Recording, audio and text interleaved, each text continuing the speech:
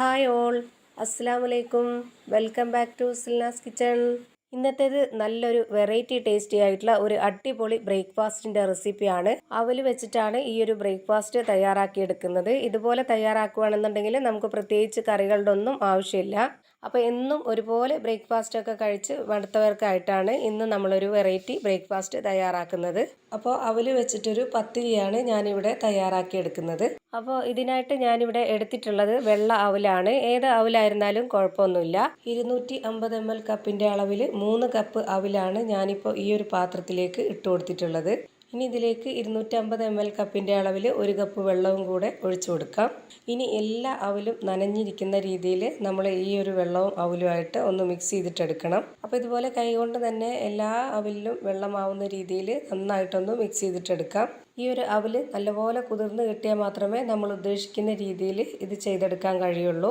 അപ്പോൾ അതിനു വേണ്ടി ഒരു 10-15 മിനിറ്റ് ഇതൊന്ന് അടച്ചു വെച്ചേക്കാം. ഒരു 15 മിനിറ്റ് നേരം കഴിയുമ്പോഴേക്ക് ഇത് നന്നായിട്ട് കുതിർന്ന് കിട്ടിയിട്ടുണ്ടാവും. ഇനി ഇതിൻ്റെ പരുവം മനസ്സിലാവുന്നുണ്ടെങ്കിൽ ഇതുപോലെ കൈകൊണ്ട് എടുക്കുമ്പോഴത്തേക്ക് കയ്യിൽ ഒട്ടുന്ന പരുവത്തിൽ ഇതുപോലെ മാവ് പോലെ ആവുന്നുണ്ടെങ്കിൽ ഇതാണ് അതിൻ്റെ കറക്റ്റ് പരുവം. അവൽ വെച്ചിട്ട് പത്തിരി ഉണ്ടാക്കാനായിട്ട് ഭയങ്കര എളുപ്പമാണ്, അതുമല്ല നല്ല ടേസ്റ്റുമാണ് നമുക്ക്. ഇനി ഇതുപോലെ 2 സ്പൂൺ അളവിൽ വറുത്ത അരിപ്പൊടി കൂടി ഇതിലേക്ക് ഇട്ട് കൊടുക്കാം.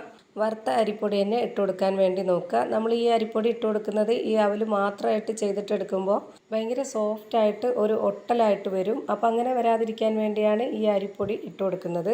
ഇനി ഇതിലേക്ക് ഒരു പകുതി സബോള ഇതുപോലെ നന്നായിട്ട് പൊടിയായിട്ട് അരിഞ്ഞതാണ് ഇതിലേക്ക് ഇട്ട് കൊടുക്കുന്നത്. അതുപോലെ തന്നെ ഒരു ചെറിയ കഷ്ണം ഇഞ്ചിയും ഇതുപോലെ അരിഞ്ഞ് ഇതിലേക്ക് ഇട്ട് കൊടുക്കുന്നുണ്ട്. ഇഞ്ചി ഇട്ട് കൊടുക്കുമ്പോൾ ഒരുപാടൊന്നും ഇട്ട് കൊടുക്കണ്ട, ഇതുപോലെ വളരെ കുറച്ച് മാത്രം ഇട്ട് കൊടുക്കുക. എല്ലാം വളരെ പൊടിയായിട്ട് അരിഞ്ഞ് ഇട്ട് കൊടുക്കുമ്പോൾ മാത്രമേ ഇത് കാണാനും കഴിക്കാനും ഒക്കെ നല്ല ടേസ്റ്റ് ആയിട്ട് കിട്ടുള്ളൂ. ഇനി ഇതിലേക്ക് ഒരു 3 പച്ചമുളകാണ് കട്ട് ചെയ്തിട്ട് ഇട്ട് കൊടുക്കുന്നത്. അതുപോലെ തന്നെ കറിവേപ്പിലയും ഇതേപോലെ തന്നെ കട്ട് ചെയ്തിട്ട് ഇട്ട് കൊടുക്കുന്നുണ്ട്. മല്ലിയിലയുടെ ഫ്ലേവർ ഇഷ്ടമുള്ളവർക്ക് അതും കൂടി ഇട്ട് കൊടുക്കാവുന്നതാണ്.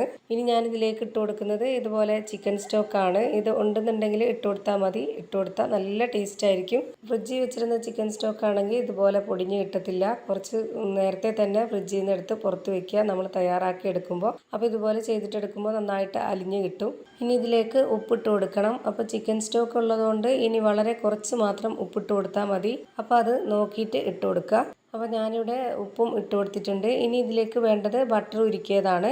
അപ്പോൾ ഇതുപോലുള്ള സ്പൂണിൻ്റെ അളവിൽ ഒരു 3 സ്പൂൺ ബട്ടർ ഉരുക്കിയതാണ് ഇതിലേക്ക് ഒഴിച്ചു കൊടുക്കുന്നത്. ബട്ടർ വേണ്ട, നെയ്യ് മതി എന്നുള്ളവർക്ക് നെയ്യ് ഒഴിച്ചു കൊടുക്കാം. ഇനി ഇത് കൈ വെച്ചിട്ട് നന്നായിട്ടൊന്ന് യോജിപ്പിച്ചെടുക്കണം. ഇതേ രീതിയിൽ ചെയ്തിട്ടെടുക്കുമ്പോൾ കയ്യിൽ ഒട്ടുന്നുണ്ടെന്നുണ്ടെങ്കിൽ കുറച്ചൊന്ന് നെയ്യോ എണ്ണയോ എന്തെങ്കിലും ഒന്ന് കയ്യിൽ സ്പ്രെഡാക്കിയതിന് ശേഷം ഈ ഒരു രീതിയിൽ ചെയ്തിട്ടെടുക്കാവുന്നതാണ്. ഇനി പത്തിരിക്കൊക്കെ മാവ് നന്നായിട്ട് ഒതുക്കിയെടുക്കുന്ന പോലെ തന്നെ ഈ ഒരു മാവും കൂടി നന്നായിട്ടൊന്ന് ഒതുക്കിയെടുക്കാം. വല്ലാണ്ട് കുഴച്ചിട്ടെടുക്കേണ്ട ആവശ്യമൊന്നുമില്ല, കാരണം ഇത് അവലായതുകൊണ്ട് തന്നെ വളരെ സോഫ്റ്റ് ആയിട്ടാണ് ഈ മാവ് ഇരിക്കുന്നത്. അപ്പോൾ ഇതേപോലെ ചെയ്തെടുത്തതിന് ശേഷം കയ്യിൽ കുറച്ച് ഓയിലോ നെയ്യോ അല്ലെങ്കിൽ ബട്ടറോ എന്തെങ്കിലും ഒന്ന് സ്പ്രെഡാക്കിയതിന് ശേഷം ഇതുപോലെ ഒരു ബോൾസ് ആക്കി എടുക്കാം.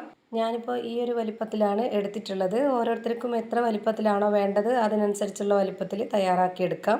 ഇനി ഇതുപോലെ ഒരു പരന്ന തട്ടെടുത്തിട്ടാണ് ഞാനിപ്പോൾ ഇതൊന്ന് പരത്തിയെടുക്കുന്നത്.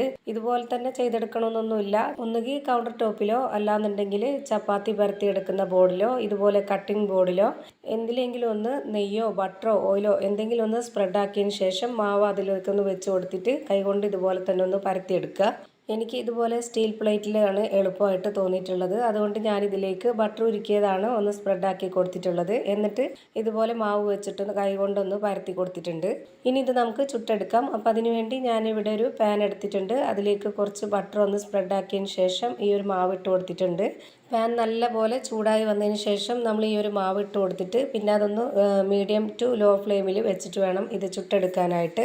ഒരുപാട് ഫ്ലെയിം കൂട്ടി വെക്കാതെ നമുക്കിത് ചുട്ടെടുക്കാം, എന്നാലേ ഇത് കറക്റ്റായിട്ടൊന്ന് വെന്ത് കിട്ടുള്ളൂ. ഇത് നമ്മൾ ഇട്ട് കൊടുത്ത ശേഷം ഇതിൻ്റെ മുകളിലേക്കായിട്ട് കുറച്ചുകൂടി ബട്ടർ ഒന്ന് സ്പ്രെഡാക്കി കൊടുക്കണം. എന്നിട്ട് വേണം ഇത് തിരിച്ചിട്ട് കൊടുക്കാനായിട്ട്. അങ്ങനെ ഇത് 2 സൈഡും നല്ല പോലെ വേവിച്ചെടുക്കണം. ഈ വീഡിയോ കണ്ടുകൊണ്ടിരിക്കുമ്പോൾ തന്നെ നമ്മുടെ സിൽനാസ് കിച്ചൺ ചാനൽ ആദ്യമായിട്ട് കാണുന്നവരും ഇതുവരെയും സബ്സ്ക്രൈബ് ചെയ്യാത്തവരും പ്ലീസ് ഒന്ന് സബ്സ്ക്രൈബ് ചെയ്തേക്കണേ. ഒപ്പം തന്നെ ഈ വീഡിയോസ് നിങ്ങൾക്ക് ഇഷ്ടപ്പെടുകയാണെങ്കിൽ ഒരു ലൈക്ക് ചെയ്യാനും മറക്കരുത്. ഇതിപ്പോൾ നല്ലപോലെ വെന്ത് കിട്ടിയിട്ടുണ്ട്. ഇനി നമുക്കിത് എടുത്തു മാറ്റാം. എന്നിട്ട് വീണ്ടും ഇതുപോലെ തന്നെ പാനിൽ നമുക്ക് കുറച്ച് ബട്ടർ ഒന്ന് സ്പ്രെഡ് ചെയ്ത് കൊടുക്കാം. എന്നിട്ട് ഈ ഒരു മാവ് ഇട്ട് കൊടുത്തതിന് ശേഷം ഇതിന് മുകളിലേക്ക് കൂടി ബട്ടർ ഒന്ന് സ്പ്രെഡാക്കി കൊടുക്കാം. ഫ്ലെയിം മീഡിയം ഫ്ലെയിമിൻ്റെയും ലോ ഫ്ലെയിമിൻ്റെയും ഇടയ്ക്കുള്ള ഒരു ഫ്ലെയിമിൽ വെച്ചിട്ട് അതുപോലെ തന്നെ ചുട്ടെടുക്കുകയാണെന്നുണ്ടെങ്കിൽ കറക്റ്റ് പരുവത്തിന് കിട്ടും.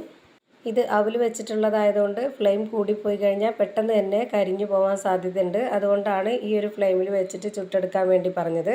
അപ്പോൾ ഇതും കൂടി രണ്ട് സൈഡുമായിട്ട് വേവിച്ചെടുത്തിട്ടുണ്ട്. ഇനി നമുക്കിത് ഈ ഒരു പാനിൽ നിന്ന് മാറ്റാവുന്നതാണ്. അപ്പോൾ ഇതാ പുറമേ നല്ല ക്രിസ്പിയും അകം നല്ല സോഫ്റ്റും ആയിട്ടുള്ള ഒരു അടിപൊളി അവലിൻ്റെ പത്തിരിയാണ് റെഡിയായി കിട്ടിയിട്ടുള്ളത്. ഇതുപോലെ ചെയ്തെടുക്കുകയാണെന്നുണ്ടെങ്കിൽ നമുക്ക് പ്രത്യേകിച്ച് കറികളുടെ ഒന്നും ആവശ്യമില്ല. വളരെ സിമ്പിളായിട്ടുള്ള പെട്ടെന്ന് തന്നെ തയ്യാറാക്കി എടുക്കാൻ പറ്റിയ നല്ലൊരു പത്തിരിയാണിത്.